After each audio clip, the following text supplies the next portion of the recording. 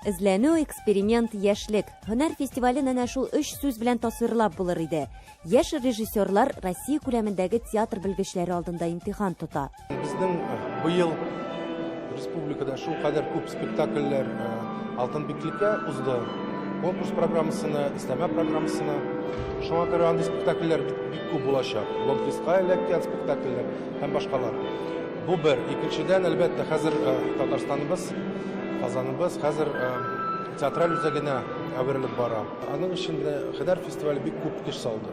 Чынлап та, яшь режиссерларны үстерер өчен, яшь режиссерларны чакырыр өчен. Һөнәр яшь режиссура фестивале тарихында 200-дән артык спектакль күрсәтелгән. 13 ел эчендә Россия, Казакстан, Үзбәкстаннан 50-дән артык коллектив иҗатышын тәкъдим итте. Баштагы елларда программада драматик спектакльләр генә булса, хәзер аның шикләре киңәйде. Ул күп төрле жанрлы фестивальгә әйләнде. Быелгы чарада драматик спектакльләр белән бер рәттән музыкаль, пластик, иммерсив, документаль иҗат эшләре. Соңгысын Буа һәм Камал театры тәкъдим итә. Ул инде ескиләрне билсәләр, куаныр инде тегендәндә. Динамикачыялар. Айрым кешеләрнең монологларыннан җыелган булган хәлләрне үз эченә алган Хушавылым спектаклен тамашачы бик җылы кабул итте. Автор һәм режиссер Айдар Җаббаров үзе совет заманында яшәмәсә дә, шул чорны төгәл итеп сурәтләп бирә.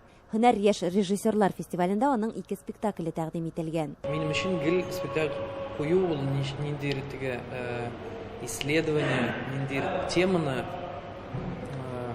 тема турында bir компания кеше белән рассуждение гына минем өчен. Шуңа күрә Хушавылым ул бүтән бер тема кызык булды да миңа шундый компания җыеп, шулай авылларга йөреп, шул теманы ачарга тырыштык. Галимҗан Ибрагимов алмашуары инде. Анда бүтән тема кызык иде миңа. Һәм ул бүтән теге тоже икенче исследование. Олырак режиссерлар, алар күбрәк скептик дип әйтим мин инде. Ул менә тормышта яши, ничектер тынычланасыңдыр инде. Менә Айдар озаграк шулай тынычланмыйча, шундый бөтен нәрсәгә ышанып, бөтен нәрсәгә сөенеп торсын дип теләр идем. Күпме син күбрәк режиссерлар белән эшлисең, күпме театрга күбрәк яңа режиссерлар килә, яңа сулыш барлыкка килә һәм яңа ниндидер тагын бер алга адым ясала инде. Фестивальдә 35 яшькә кадәр булган режиссерларның спектакльләре катнаша. Тамашачылар игътибарына соңгы театраль сезонда сәхнәләштерелгән премьералар тәкъдим ителә. Спектакльдә башлаган һайын һинең тәҗрибәң бармы, юкмы? Һин бару ничектер яңынан башлаyan. Ул һинең менә 10 спектакль эшләнең дә 11-нче хат килеп сыкты дигән һүз түгел шул. Улай булса без спектакльләрдә улайтып теге икешәр, өсәр ай репетировать итеп, төндәрен йокламай улайтып булмас иде әлбәттә. Быелгы фестиваль программасында балалар өчен куелган иҗат эшләре шактый. Афишада 12 спектакль, шулар арасында 1 ел буе сәхнәләрдән уңышлы барганнары да. Фестивальдә беренче күрсәтелгән спектакльләр дә бар. Кариев театрында Мәскәү режиссеры Марфа Горвиц куйган Камыр Батыр дигән татар әкияте тамашачы хозурына тәүге мәртәбә тәкъдим ителде. Камыр Батырны без аны беләбез, аның 2 әкияте бар, 2 төрле татар халык әкиятләре. Менә безгә бу пьесаны балалар яздылар, җәй көне алар җыелдылар Житковский белән бергәләп.